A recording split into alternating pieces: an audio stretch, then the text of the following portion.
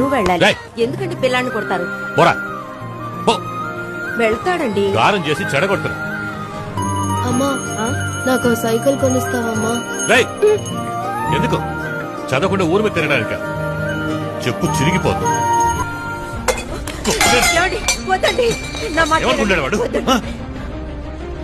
నేను పూజ మీద చేసి ఫ్రెండ్లీగా సపోర్ట్ చేసే తండ్రిలా ఉంటావు అనుకున్నా. నా కోసం ఏం చేసావని నువ్వు నీ బాబుని అడిగావు. ఆయన కోసం ఏమీ చేసుకోలేదు. అదే ఆయన నీ కోసం చేసింది.